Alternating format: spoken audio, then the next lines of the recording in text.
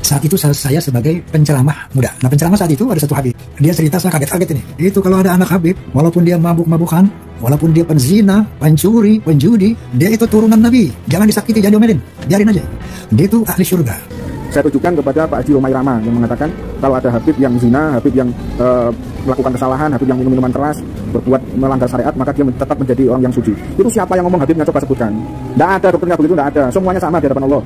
Untuk jaminan masuk surga, selama nasabnya itu benar, maka insya Allah dia tidak akan meninggal kecuali husnul khatimah. Semaksiat apapun, sesesat apapun, semaksiat apapun, sesesat apapun. Sebagai praktek dari Al-Quranul Karim, firman Allah, wa yutahhirukum tathira. Disucikan oleh Allah sesuci-sucinya. Dasar pemikiran keyakinan beliau-beliau ini, satu, dia menggunakan firman Allah Subhanahu wa taala, "Innama yuridullahu ayyadhhiba ankum rijsa ahlal bait wa yutahhirakum tathira." Sesungguhnya aku ingin membersihkan kesalahan-kesalahan dosa-dosa kalian, dan wa yutahhirakum tathira, dan aku akan mensucikan kamu dengan sesuci-sucinya.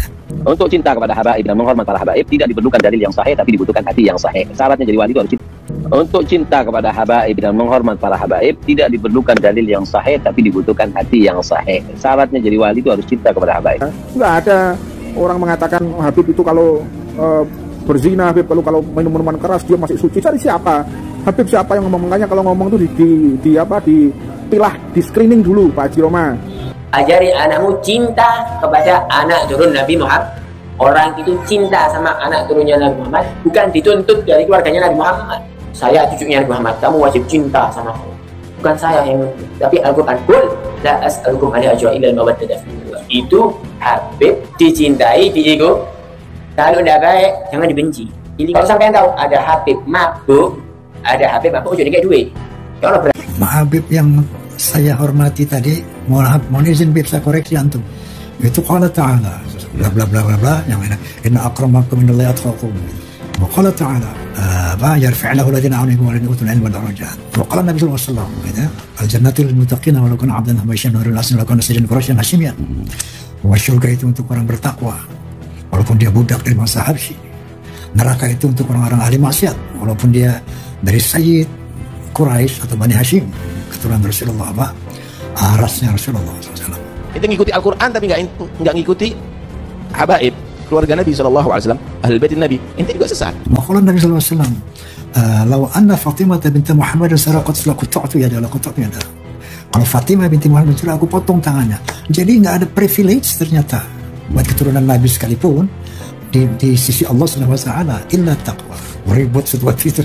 Di screening dulu, yang ngomong tuh Habibnya bagaimana, klasifikasinya bagaimana, apakah dia orang alim, apakah dia orang soleh, apakah dia orang yang strata ilmunya jelas, strata kualitas sosialnya jelas, strata pendidikannya jelas. Kalau sembarang Habib yang tukang becak itu juga banyak gitu loh. Habib jadi sopir angkot tuh banyak. Nah, jadi Habib yang tukang becak yang sampean dengarkan ya sampean berarti yang tidak jelas. Habib siapa yang ngomong kayak begitu? Tidak ada itu Pak Haji Roma ya. Kenapa sih ada orang yang ahli maksiat? Mereka yang minum, mereka yang zina, dia yang berjudi.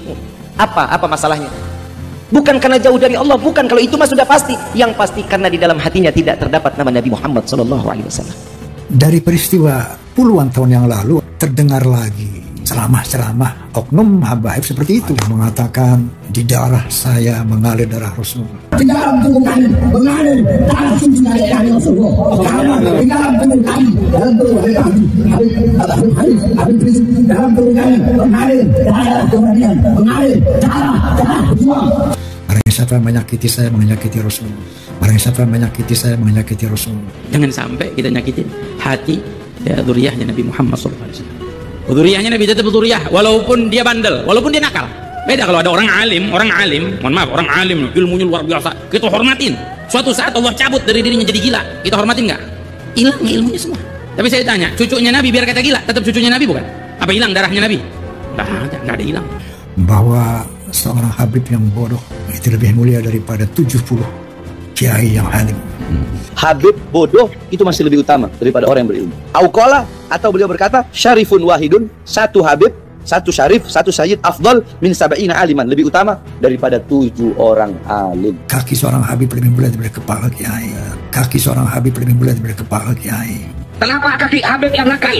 Kenapa kaki Habib yang narkoba, yang maksiat, yang nakal, yang kotor dibandingkan kepala kiai yang pakai sorban masih lebih mulia? Kenapa kaki Habib yang maksiat tersebut? Coba saya pengen tahu siapa itu Habib yang ngomong. Ya saya aja yang menghadapi. Masa ada orang ngomong yang aneh-aneh kayak begitu? Nggak ada kayak begitu. Ngarang-ngarang aja itu. Ngarang-ngarang aja, nggak usah cari ketenaran. Beberapa hari ini ramai di jagat media sosial, sang Raja Dangdut Rhoma Irama, yang sekaligus seorang pendakwah ini viral, gara-gara di podcastnya yang membahas tentang doktrin-doktrin Habib. Menurut Haji Rhoma Irama, semenjak ia masih muda, kurang lebih 50 tahun dari sekarang, ternyata doktrin-doktrin itu masih berlanjut sampai sekarang. Ceritanya, waktu itu Pak Haji Rhoma Irama sebagai penceramah muda.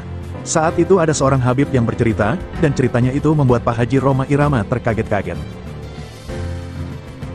Kata si Habib, kalau ada anak Habib, walaupun dia mabuk-mabukan, walaupun dia penzina, pencuri, penjudi, dia itu turunan Nabi, jangan disakiti, jangan diomelin, biarin saja karena dia itu ahli surga.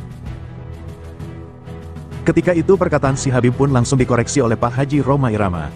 Singkat cerita, menurut Pak Haji Rhoma Irama, di dalam perkara kezoliman, tidak ada perlakuan khusus walaupun ia seorang keluarga Nabi sekalipun. Pak Haji memberi contoh ketika Nabi berkata, Siti Fatimah akan kupotong tangannya jika terbukti mencuri. Jadi tidak ada perlakuan khusus meskipun ia seorang keluarga Nabi sekalipun. Sebab, di sisi Allah Subhanahu wa Ta'ala yang dinilai adalah ketakwaannya bukan nasabnya. Apa yang disampaikan Pak Haji Rhoma Irama di podcast YouTube-nya itu, ternyata mengundang reaksi salah satu Habib, yaitu Habib Hussein Ba'agil. Habib Hussein Ba'agil merasa perlu untuk meluruskan apa yang dikatakan Pak Haji Rhoma Irama itu. Habib Hussein Ba'agil langsung memberi tanggapan dengan mengatakan, kalau ada Habib yang zina, Habib yang melakukan kesalahan, Habib yang minum minuman keras, berbuat melanggar syariat, dia tetap menjadi suci. Habib siapa itu yang ngomong, coba sebutkan nama Habibnya. Rupanya Habib Hussein Ba'agil lupa, atau tidak tahu bahwa ini dunia digital, dan banyak berseliweran doktrin-doktrin Habib yang memang benar seperti apa yang Pak Haji Rhoma Irama sampaikan. Walhasil, Habib Hussein Ba'agil malu sendiri dengan kenyataan yang ada. Maksud hati ingin meluruskan pernyataan Pak Haji Rhoma Irama, namun dia lupa bahwa jejak digital itu masih terekam jelas beredar di media sosial dan itu sangat menyakitkan hati ya Pak Hussein Ba'agil. Lebih jelasnya simak video ini hingga selesai. Coba, saya pengen tahu siapa itu Habib yang ngomong. Biar saya aja yang menghadapi. Masa ada orang ngomong yang aneh-aneh kayak begitu? Nggak ada kayak begitu. Ngarang-ngarang aja itu. Ngarang-ngarang aja. Nggak usah cari ketenaran. Ternyata doktrin-doktrin ini kok berkepanjangan. Saya lihat ini dulu ceramah-ceramah ini saya dengar dulu waktu saya masih muda.